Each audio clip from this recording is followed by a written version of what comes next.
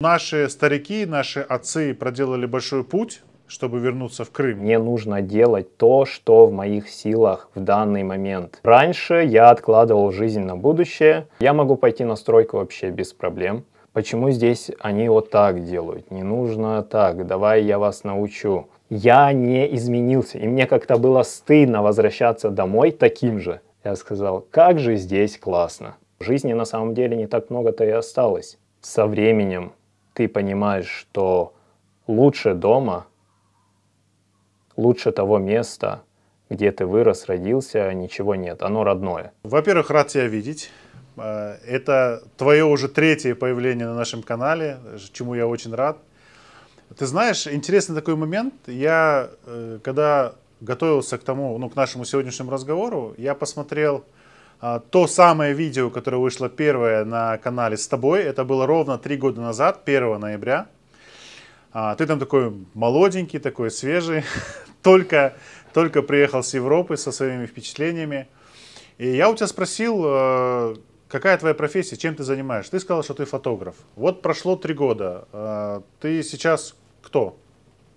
Чем ты занимаешься? Сейчас, для начала я хочу сказать, что для меня честь сейчас быть на 3-м интервью среди таких интересных людей и общаться с тобой, Чох Саул. И благодарю всех, кто смотрит. Надеюсь, это будет полезно. Отвечая на твой вопрос, сейчас я тот человек, который обучает других вести социальные сети. То есть это снимать видео, продумывать стратегии и так далее. Это для бизнеса и для экспертов, для специалистов. Я понял, что это мне нравится. Понял я это совсем недавно, потому что я был в поисках, я метался от фотографии, от диджитал-маркетинга туда-сюда, искал себя. И в один прекрасный день, как это обычно бывает, купаясь в душе, я осознал, что мне нравится обучать людей. Это у меня неплохо получается, и мне нравится эта сфера. Я люблю создавать что-то новое, интересное. И я люблю, когда люди за счет того, что я делаю, улучшают свою жизнь. Поэтому я решил заниматься этим. Это похоже на то, что ты решил стать более полезным, чем был до этого? Да, это однозначно похоже. Win to win, когда побеждаешь ты, побеждает тот, кто у тебя покупает. Это прям мое кредо по жизни. Делать то, что приносит пользу окружающим, и то, что принесет пользу мне. Ну смотри, давай скажем так, что ты уже 400 дней, примерно, да, 400 дней вне дома находишься. Это довольно-таки длительный период, длительный срок. Скажи, ты сам как поменялся за это время? Вот ты чувствуешь в себе изменения, как человек, как личность, может быть, что поменялось в тебе? Да, изменения однозначно есть. Мне стало легче принимать решения. Знаешь, немного обесценилось будущее. Я сейчас больше живу настоящим. Вот, я хочу того, я делаю это. Потому что раньше я откладывал жизнь на будущее. Я думал, вот сделаю вот это, сейчас пристрою это, вложу в дом, сделаю ремонт, а потом когда-нибудь куда-нибудь поеду, развлеку себя как-нибудь. Сейчас я понимаю, что в любой момент, любой день может быть последним. Это немного пессимистично, возможно, звучит, но оно так и есть. Поэтому я стал более решительным, легче говорю «да». Меня просят сделать что-то, я говорю «да». Просят поснимать какое-то мероприятие, я говорю «да». Просят провести консультацию по маркетингу, я говорю «да». Если раньше я думал это я не хочу, я просто во всем «да», я пробую, я получаю опыт. А это связано с тем, что ты живешь сегодняшним днем, разве? Может быть, это не связано? Может быть, это связано с запросом твоим сегодня быть просто полезным для людей и готовность помогать. Разве это не с этим связано? У тебя же все равно какое-то планирование будущего есть? Да, однозначно, планирование будущего есть, но я также работал психологом, и, в принципе, возможно, это тоже как-то повлияло на меня. Поэтому прошлый я, вот год назад, я все откладывал, абсолютно почти все сферы своей жизни. Я оставлял, я учил что-то, допустим, я поступал на курс, я говорил, вот я сейчас поучусь, а потом уже буду людям преподавать. И это может быть бесконечным процессом. Ты учишься, учишься и все еще не готов. Но я решил в один прекрасный день, все, я начинаю и параллельно буду учиться. Это получается и опыт, и теория, все вместе, это дает отличный результат. Поэтому я позволил себе начать что-то. Знаешь, вот это чувство перфекционизма, что ты недостаточно хорош для чего-то, оно очень сильно останавливает. Важно начать. Вот сегодня, есть сегодня, начинай сегодня, а дальше посмотришь. Как минимум ты получишь какой-нибудь интересный опыт. Не связано ли твое отношение к тому, что каждый день может стать последним, с потерей вот этого условного социального ареала обитания, когда у тебя есть рядом твои родственники, твои братья, сестры, друзья, которые могут тебе помочь в любую минуту, в любую секунду, находясь за тысячи километров вне дома, ты эту защиту как будто бы теряешь и понимаешь, что ты завтра может что-то такого произойти, что тебе никто не поможет, и он может быть последним. Но это понятно, что это условное, условно, да? Но ментально оно на тебя не влияет, вот именно вот так вот. Я не могу сказать точно, но мне кажется, что это влияет на меня в меньшей степени. Больше влияет то, что я смотрю, как бежит время. Я уже здесь больше года, хотя мне казалось, я пару месяцев поживу и вернусь домой. И смотря назад, что столько лет уже прошло, а особо ничего не меняется, это как-то мотивирует к изменениям, заставляет действовать прямо сейчас, потому что ты смотришь, что жизни на самом деле не так много-то и осталось. Оно все очень быстро бежит. И можно, конечно, постоянно все откладывать, но это больше осознание того, что время очень быстро бежит. Очень быстро. Слушай, а ты, как у тебя с тревожностью? Ты не загоняешься по тревожности на эту тему? Нет, не загоняюсь. Я просто это осознаю, я понимаю, и я делаю все, что в моих силах. Расскажи немножко про свои связи сейчас с родителями, с родственниками. Как ты держишь связь с Крымом? Как регулярно, как часто? Вообще, ну вот этот момент немножко раскрой. С родителями я общаюсь каждый день по видеосвязи, благо технологии это позволяют. Буквально 10-15 минут узнать, как прошел день, здоровье и так далее. И родителям легче, они меня видят. Знаешь, такое ощущение, что мы все-таки рядом. В соседней вот комнате. Видеосвязь дает такое, дает такое ощущение. С родственниками и друзьями, к сожалению, я общаюсь очень редко, потому что по сути, я недавно осознал, что я не очень общительный человек. Да, я общаюсь, я могу, смотри, у меня есть друзья, я могу им раз в полгода позвонить, поговорить, и все, этого достаточно. Через полгода или через 3 месяца мы опять переговорим. У меня не теряется с ними связь, они не становятся для меня дальше. Просто я вот такой человек. Я не могу каждый день созваниваться и о чем-то разговаривать. Для меня вот узнал, поговорил, как у него дела, как вот у него месяц прошел, все достаточно для меня. Ну, получается, что для тебя такое путешествие, такой трип, такая поездка, она, по сути, идеальная, потому что ты, по сути, свой интроверт и можешь обходиться длительное время без общения, то есть у тебя нет такой потребности прямой, как есть у некоторых людей, да? То есть, получается, для тебя это такие благоприятные условия, по сути, да? По сути, да. Я, в принципе, могу обходиться без общения, я могу сидеть дома месяцами, заниматься своими делами, мне абсолютно не скучно, я постоянно нахожу чем заниматься, что делать, и мне почему-то постоянно не хватает времени. Это, конечно, очень плохо, когда тебе не хватает времени, это уже дело в оптимизации, но вот у меня есть друзья очень хорошие, и каждую неделю я говорю, вот в воскресенье постараюсь вам позвонить. И так длится месяц-два, потому что в воскресенье ты приходишь, готовишь кушать, еще что-то, потом почитал книгу, потом занятия, уроки и так далее. И все. Получается, что не остается времени на жизнь Скиндера. Это и есть жизнь. Хорошо, я понял. Ну, в принципе, да, в принципе, я понял. Смотри, давай, расскажи мне, пожалуйста, про свою жизнь, чем ты сейчас занимаешься, как проходит твоя жизнь, и вообще, вот эти вот 400 дней, это такой серьезный период адаптации. Вообще говорят, что такой синдром человека-иммигранта, который уехал там до 3 лет, такой период адаптации. Мгм. Ты уже адаптировался, ты как себя чувствуешь? У тебя есть там вот это вот желание поехать домой там или что-то, тяга какая-то? Вот как Мгм. сегодня твое внутреннее состояние? Ты себя на месте чувствуешь или какое-то волнение есть?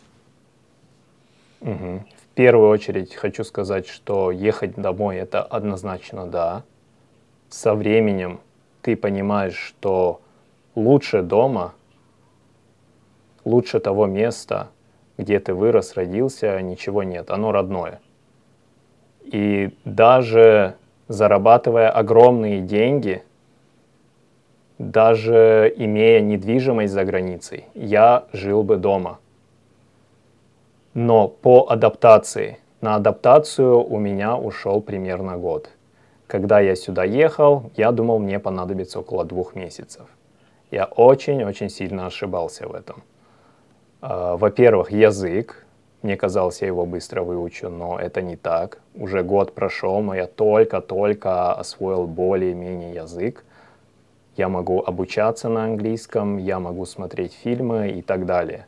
Это такой самый-самый низкий уровень такого доступно разговорного английского. По адаптации еще есть такая штука, как осознание. В определенный момент я осознал, мне нужно делать то, что в моих силах в данный момент.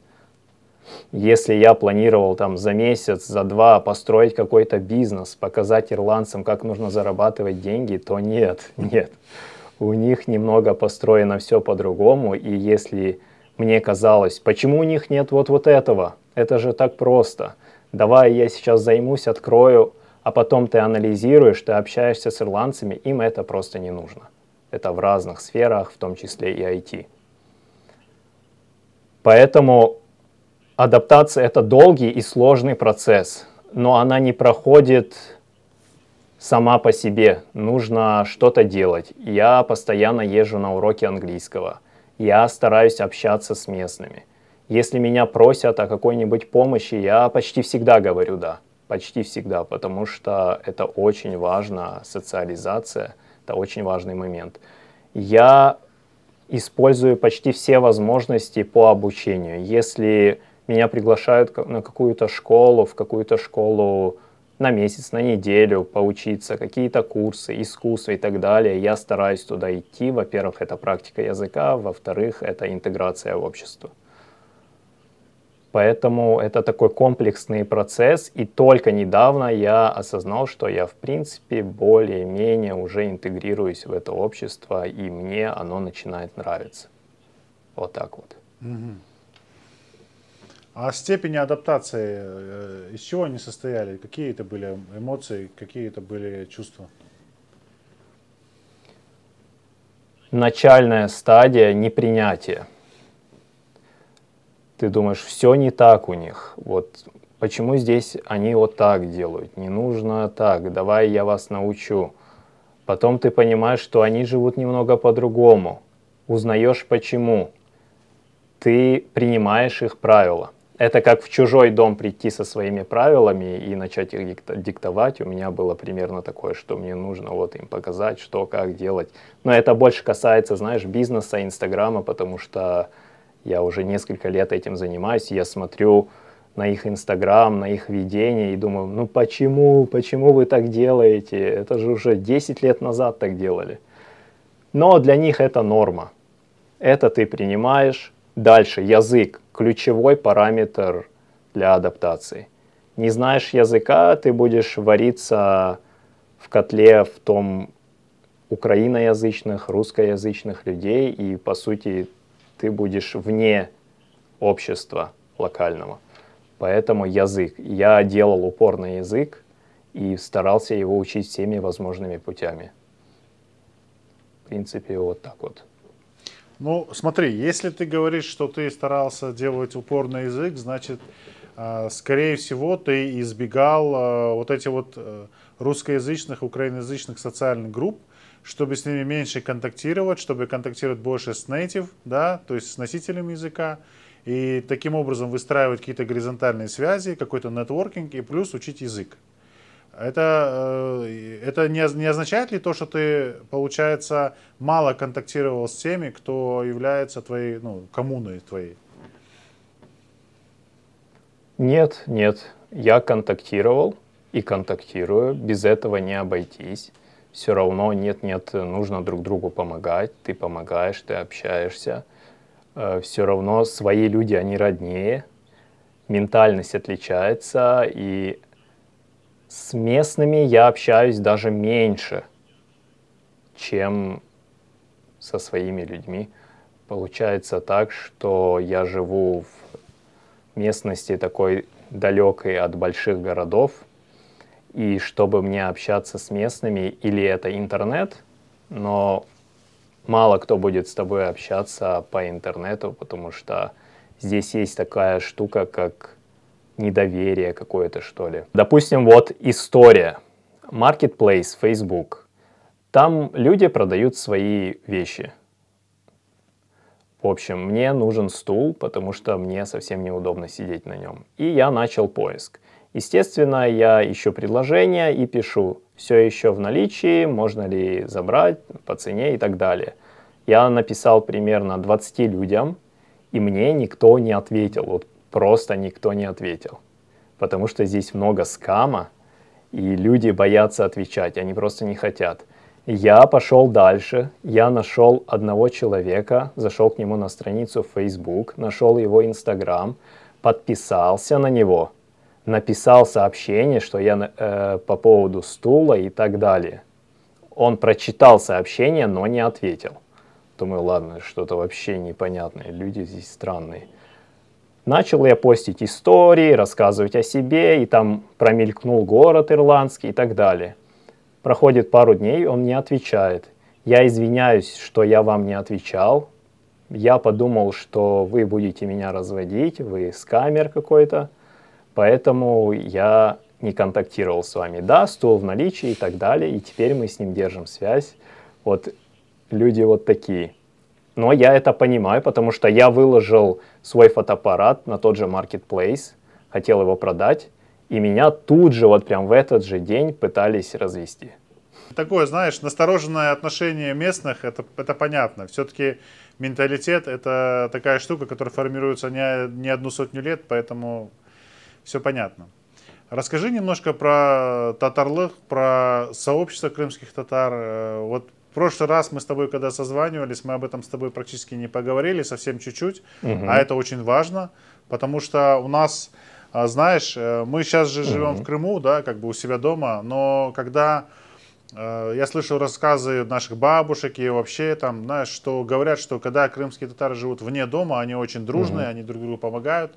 И получается сегодня такая ситуация, что ты можешь наглядно тоже какие-то вещи смотреть, наблюдать, что-то по себе, ну, отмечать.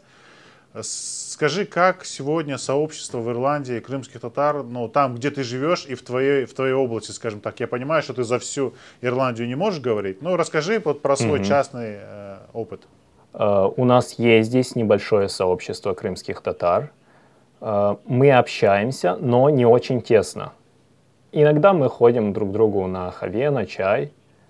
Есть те, с кем общаешься поближе. Это, в принципе, как и везде. Есть люди поближе, есть подальше. Плюс я общаюсь с теми людьми, с кем был знаком в Крыму. Они от меня далеко здесь живут, но мы иногда созваниваемся, спрашиваем, как у них дела, чем занимаются, нашли работу и так далее. Но такого прям сплочения, все друг за друга, такого я не вижу. Да, мы стараемся помогать друг другу, там, по мелочи. У кого-то с машиной что-то, мы подойдем, спросим, там, поможем, инструмент. По крайней мере, я просил инструмент. У меня кое-что было, нужно было отремонтировать, и мне без проблем помогли, постояли рядом, поддержали. Это, конечно, необходимо. И я стараюсь со своей стороны помогать, если я могу это сделать. Но я не скажу, что мы все вместе каждый день друг у друга спрашиваем, как помочь, что делать, балар, бераберу лаях. Такого прям нет. Ну, такое дружеское, товарищеское общение в основном. Ты сейчас, я так понимаю, тоже за рулем ездишь, да? У тебя есть машина? Да, да, есть машина. Угу. А как обстоят дела с работой? Вот ты говоришь, что ты помогаешь там в Инстаграме, СММ, там что-то, курсы.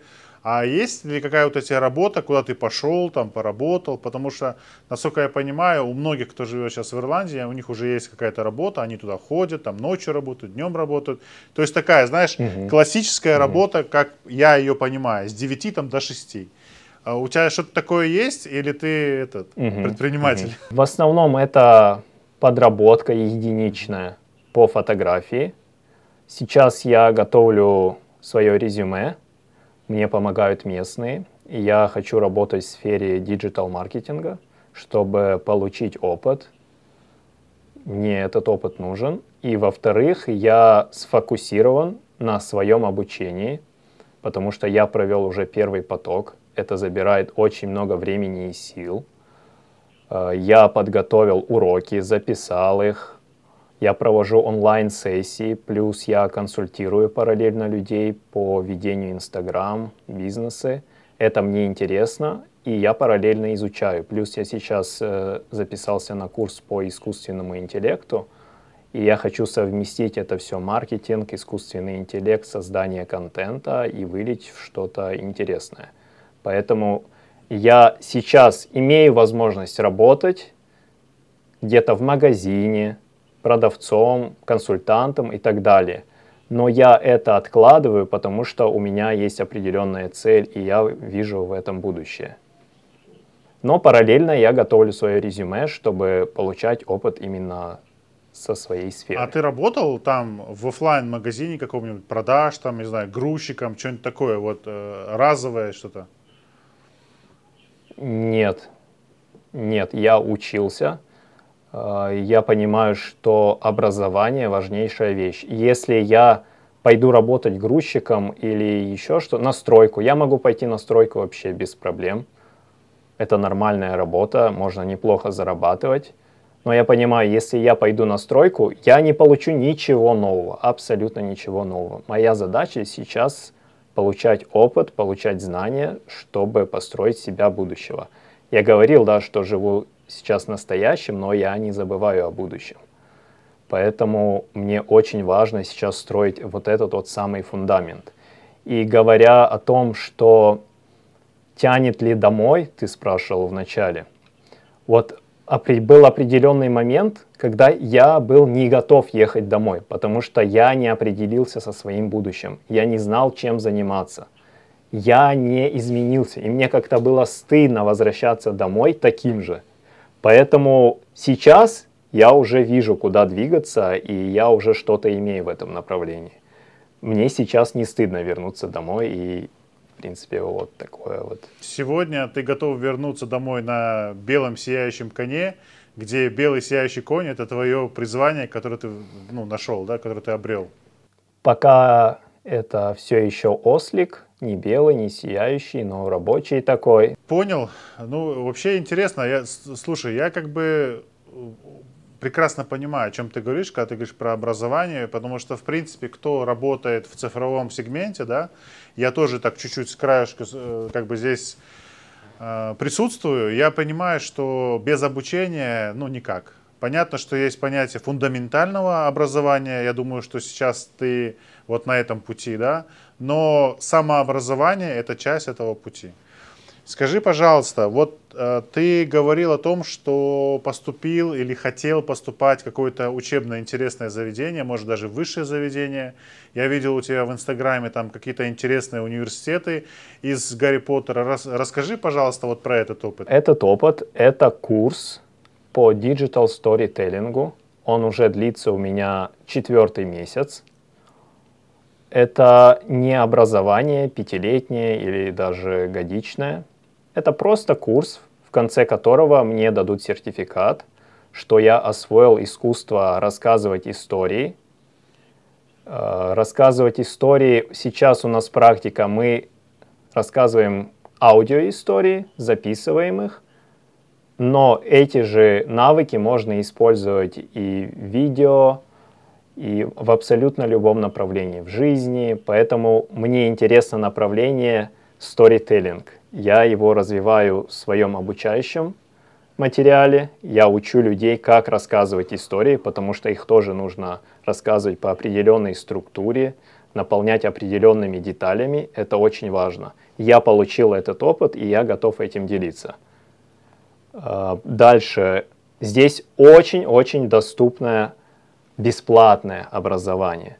Ты заходишь просто на сайт, смотришь курсы, выбираешь, что тебе нравится, пусть это будет маркетинг, пусть это будет психология и так далее. Ты регистрируешься, и тебя с удовольствием принимают, и ты проходишь обучение. Но основной момент — это язык. Ты должен все понимать. Если раньше мне было сложно, очень сложно, то теперь сложно, но я могу обучаться. Поэтому я использую эту возможность. Я думал о том, чтобы поступить в университет и учиться там 5 лет, но я уже хардкопек, как говорится. Поэтому не сейчас, уже поздновато для этого. Мне сейчас нужно практиковать, самообразовываться и идти дальше.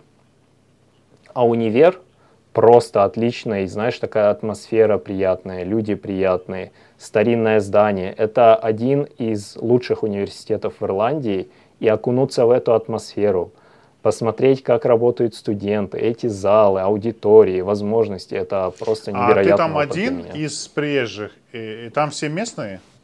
Нет, это курс именно для приезжих. Кто-то здесь живет уже 10 лет, кто-то из Африки, кто-то из Бразилии и так далее. У нас разношерстная там аудитория. Но там я со своим другом Дамиром, мы вместе обучаемся. А вообще, вот смотри, если брать Ирландию, да, в принципе, до недавнего времени мы очень мало знали про эту страну. Ну, в принципе, да, что там, ну, знали, что там есть какой-то виски, там что-то еще, какие-то, может быть, фильмы как-то по касательной. Вот за это время, за этот год у тебя получилось поездить по Ирландии, посмотреть на нее, вот знаешь, как-то прочувствовать эту страну? Да, я не ездил очень много. Основная цель покупки автомобиля — это вот поездить и посмотреть Ирландию, потому что, знаешь, стыдно уехать отсюда и сказать, что ты ничего не видел, ты не посмотрел города. Об Ирландии как стране, о пейзажах и так далее я процитирую своего друга, бабушка, она ирландка, она сказала: Ирландия одинаковая, но немного разная. Вот, попутешествовав, я это понял. Все городки плюс-минус похожие. Вот, абсолютно. Те же магазины, та же архитектура, те же домики. Но есть небольшие различия. Также различия и в людях, в диалекте и так далее. У них тоже очень схоже с Крымом. Допустим, Корк, там, где я нахожусь, у них свой диалект, свои слова. Есть Даблин, там тоже немного по-другому. Это как у нас, допустим, Бахчисарай, Джанкой взять, Судак. Да, там отличается. И люди отличаются и так далее. Кто-то считает какую-то область, там тупые люди. И очень много локальных таких приколов, что там глупые люди находятся, а тут люди жадные и так далее. Ну, у нас, в принципе, тоже такое есть, прослеживается иногда. Это же общество, ну, это нормально, я считаю. Да, конечно, это нормально. Ты когда приехал, насколько я знаю, ты снял, ну, какая-то комната, да, была там в каком-то отеле. Ты не поменял место жительства? Нет, не поменял. Мои условия немного улучшились, и если раньше в комнате я жил с соседом, это немного некомфортно, особенно работать и учиться, то сейчас я в комнате один, пока меня устраивает. Конечно, мне хотелось бы иметь свою квартиру или свое пространство, вообще независимое ни от кого. Но на данном этапе я пока не готов к этому. Но с Metal.sa в будущем, конечно же, я планирую. сейчас, в принципе, у тебя есть возможность вообще путешествовать, да? Ну, по большому счету, ты можешь прыгнуть в самолет и полететь. Знаешь, Да. как раньше был такой прикол в Союзе, когда там можно было сесть там и полететь в какую-нибудь союзную республику. Сейчас, в принципе, у тебя все дороги открыты, и ты недавно был в Стамбуле. То есть ты летал в Стамбул. Расскажи про эту поездку. Мгм. Расскажи, зачем ты Да, летал в да. Стамбул. Это была в первую очередь поездка, чтобы увидеться с родителями. И вторая очередь у меня были кое-какие дела. Полетел я не на продолжительный срок. Я, в принципе, был в Стамбуле и плюс-минус его знаю. В общем, прилетаю я в Стамбул. Это 5 часов пути отсюда на самолете с пересадкой. Только выхожу из аэропорта и понимаю, что я хочу улететь из Стамбула. Вот мне не нравится эта атмосфера, там, начиная гель-аби, там, в такси тебя хотят запихнуть. Это, в принципе, везде почти, но вот эта сама атмосфера, ты чувствуешь, что тебя хотят сейчас обмануть, зная таксистов в Стамбуле, это просто ужасно. Через приложение я бронирую себе такси, сразу же принимают, я иду, Эскендер, Аби, Эфенди, Отур, и тут начинается разводняк.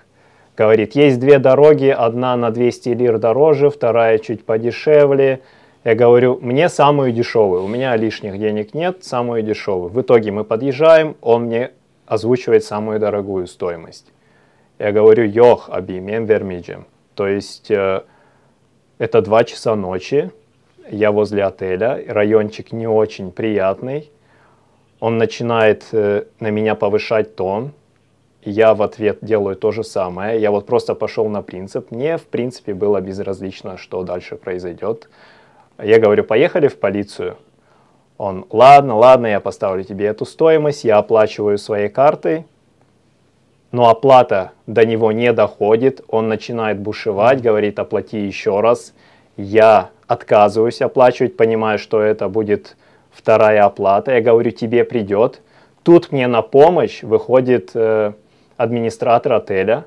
Я объясняю ему ситуацию, показываю свой перевод, что я все оплатил, все нормально. Он с ним переговаривает, говорит, этот парень живет у меня, завтра приедешь. Если он не оплатит или что-то, я сам возмещу тебя. Ну, все нормально. Естественно, у меня настроение испортилось. В первые же часы тебя так встречают, пытаются обмануть. У меня уже настроение было не очень. И дальше под этим настроением мне уже не хотелось быть в Стамбуле. Мне не нравились эти люди, которые постоянно тебя куда-то завлекают, пытаются обмануть, тебе продать что-то. Вот это все меня давило, но с другой стороны меня радовали родители, я был рад их видеть, очень рад. Поэтому такие смешанные чувства. И последние дни мне уже хотелось уехать, покинуть Стамбул и не возвращаться туда. Но, справедливости ради, есть и хорошие люди. Заходишь в автобус, у меня была ситуация, Истанбул карта, оплачивается только картой, я захожу, но она у меня пустая, без проблем. Местный парень просто достает свою карту, оплачивает, говорит, денег не нужно. Такие люди тоже есть, конечно, но их не так много. Поэтому по Стамбулу двоякие впечатления. И когда я вернулся сюда, в тот же день я зашел в магазин, я ощущаю эту атмосферу спокойствия, тебе улыбаются, играет музыка, никто не спешит, не бегает, не орет, не завлекает. Я сказал, как же здесь классно. Вот я рад быть здесь, реально, это прекрасно. Прекрасные люди. Едешь ты по дороге, тебе постоянно уступят. Ты затупил на дороге, здесь левостороннее движение и часто бывает немного тупишь, но не без этого. Тебе просто улыбнутся, руку вот так поднимут, скажут, все, давай, нормально все.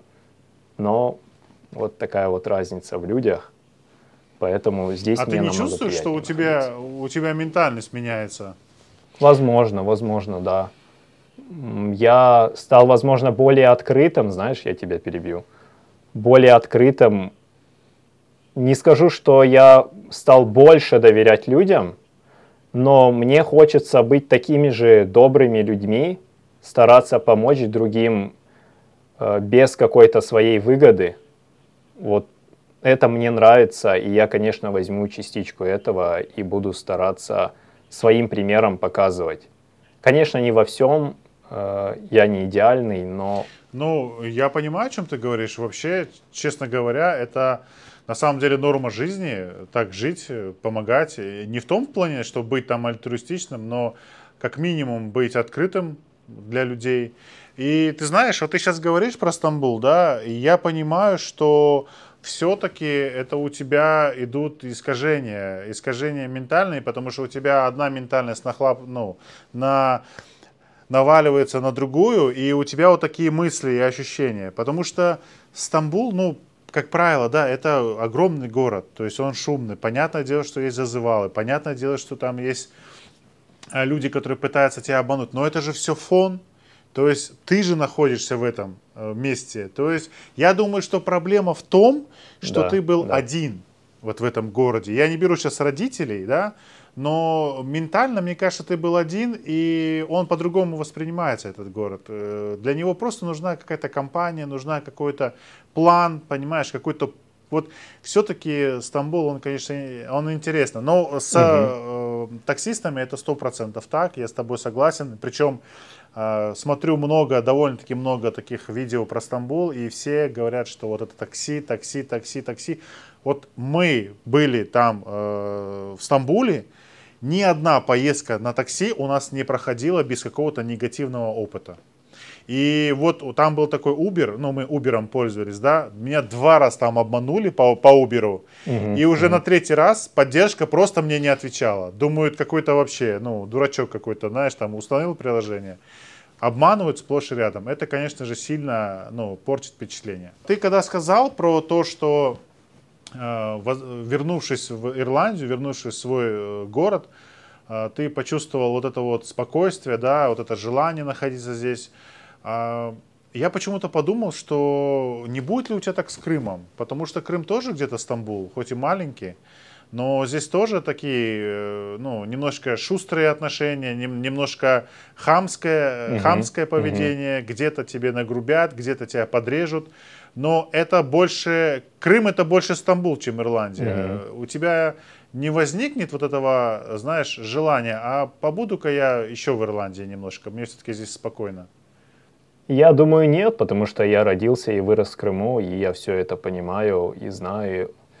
Я сам Крым в неком роде и тоже подрезаю иногда, и матерюсь, и ругаюсь. Это нормально. Как говорится, Крым у меня не отнять. Но, возможно, я буду стараться что-то изменить, но я привыкну, однозначно привыкну. Да, я буду скучать по каким-то моментам, которые были здесь, но без жертв не обойтись. В любом случае нужно искать какие-то места, какой-то баланс находить во всем. Ты знаешь, вот есть такой очень тяжелый вопрос, я бы хотел тебе его задать.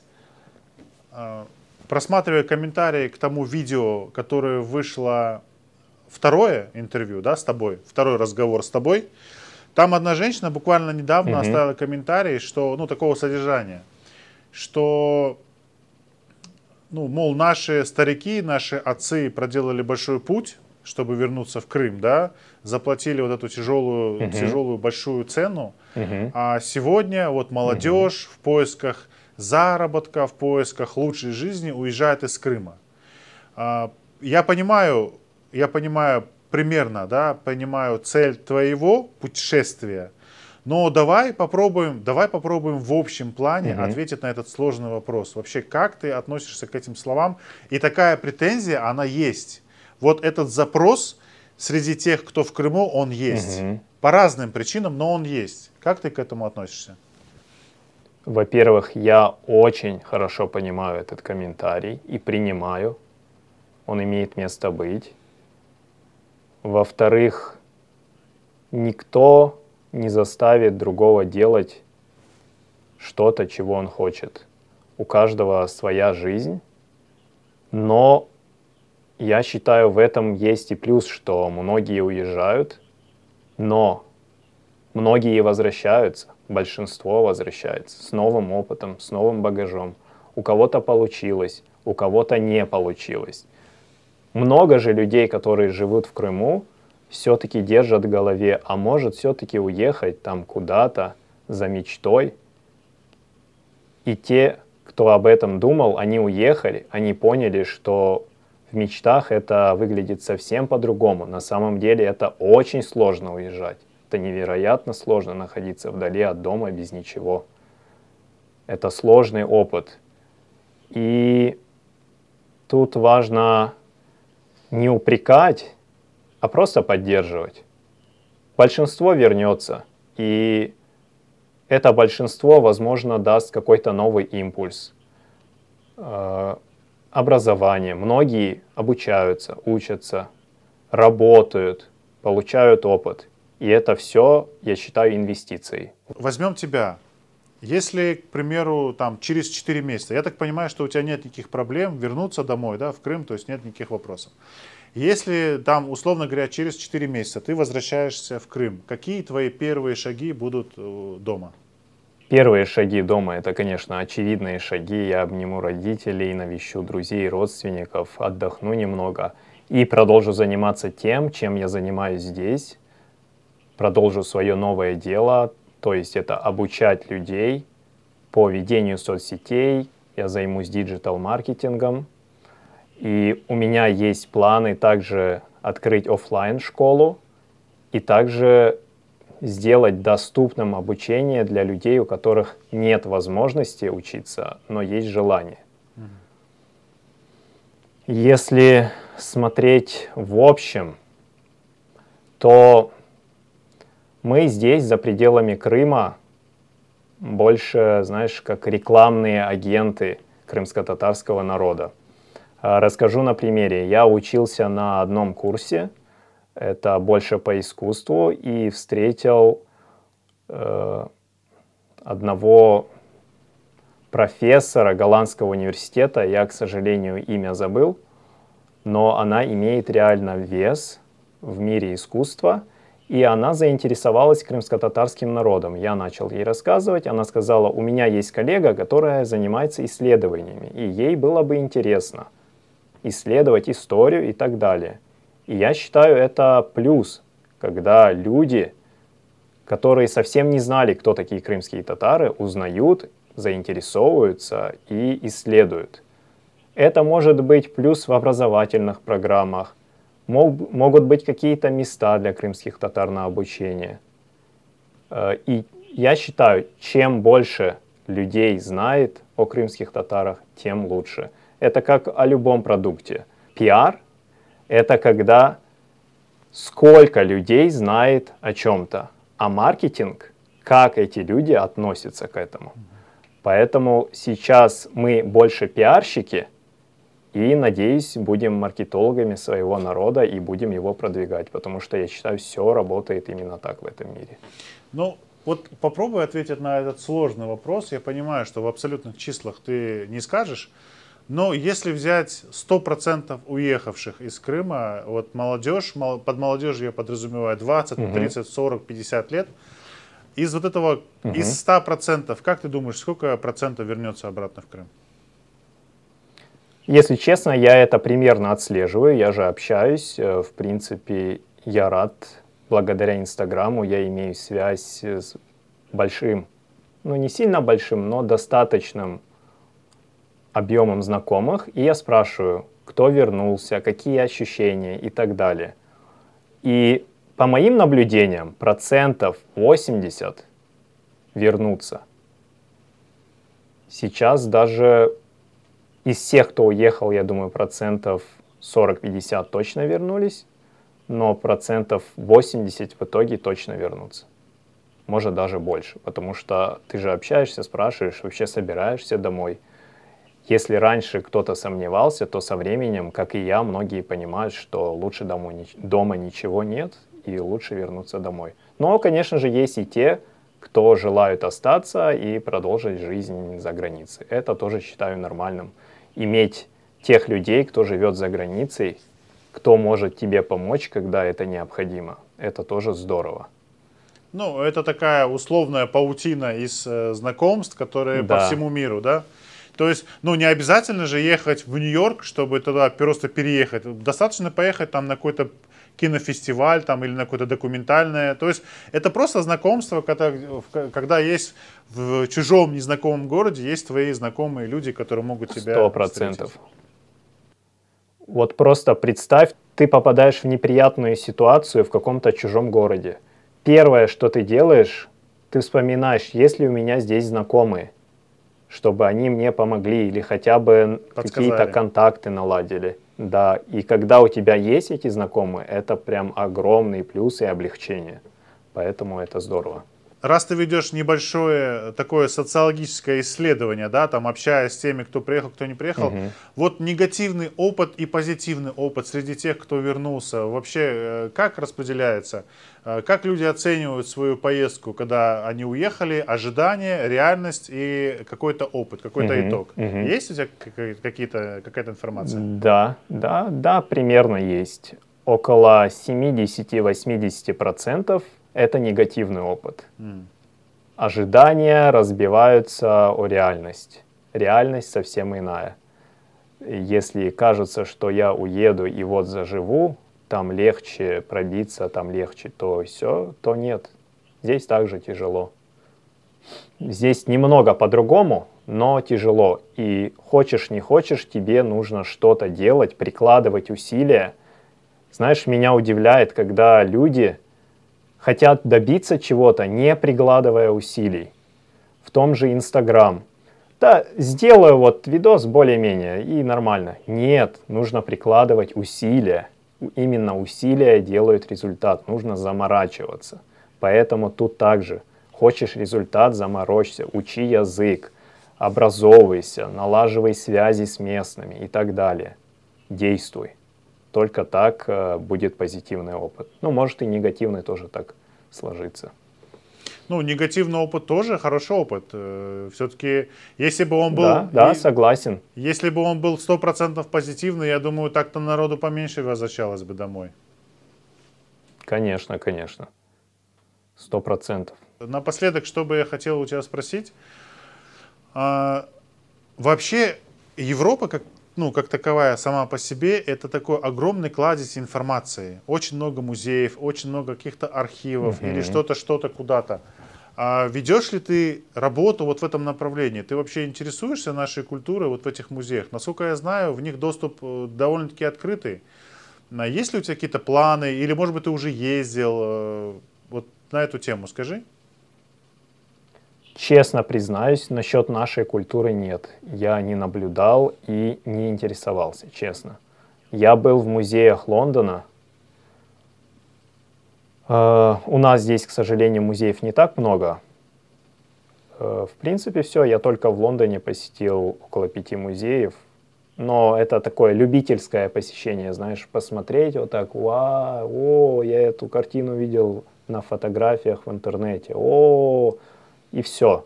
Вот просто посмотреть любительский, но, к сожалению, я не погружался, потому что сил и времени на все не хватает. Вот есть такое немного ограничение у меня. Ну и денег тоже. Путешествие — это деньги. Естественно, путешествие — это деньги, поэтому есть такой момент. А Стоунхендж ты не видел? К сожалению, нет. В этот раз нет, но я планирую. Ты планируешь? Да, это у меня, знаешь, во-первых, по деньгам. Это у меня был такой пробный заезд, посмотреть что да как. Я посмотрел, в принципе, мне очень понравился Лондон. После Лондона я летал в Ливерпуль на концерт Людовико Эйнауди. Да, я видел. Ливерпуль мне абсолютно не понравился. Это такой индустриальный город. Грязный? Поэтому не скажу, что грязный, но он не туристический. Серый, это 100%. Да, здесь у меня ожидание и реальность. В моей памяти почему-то Ливерпуль, классно, но я прилетел, и такой себе город не понравился мне. Поэтому здесь тоже Лондон и Британия — это немного разные такие. Ну, интересно. Вообще, честно говоря, для меня будет полезно, если ты составишь калькуляцию пути до Стоунхенджа и обратно, потому что Это моя детская мечта давняя, и я эту мечту не оставляю, скажем так. Придется смотреть. Пока ты там, нужно будет как-то логистику наладить. Ну что, Эскендер, Саул, я был очень рад тебя видеть. На самом деле, я за тобой слежу, смотрю, радуюсь твоим успехам. Действительно, я очень рад, что ты находишь в себе силы развиваться. Это очень большого стоит. Расслабиться и плыть по течению намного проще. Я думаю, что ты один из тех, кто развивается и не плывет по течению. И что самое интересное, обладаешь своим каким-то внутренним достоинством, да, и каким-то пониманием происходящего. Это ценно. Поэтому надеюсь, что мы с тобой увидимся в Крыму в ближайшее время. Я на это очень рассчитываю. И надеюсь, что ты с позитивным опытом, с прожитым позитивным опытом будешь строить позитивное будущее. И наш народ будет в этом контексте тоже присутствовать. Я на это тоже очень надеюсь. Я повторюсь, для меня честь быть здесь. И я благодарен каждому, кто смотрит твои видео, потому что ты делаешь отличный проект, очень полезный. Я, признаюсь, смотрю не все видео выборочно, но они очень интересные и полезные. От себя хочу добавить: люди, будьте добрее, потому что иногда, читая комментарии, ты думаешь, ну зачем, зачем так? Будь добрее, поддержи, прими.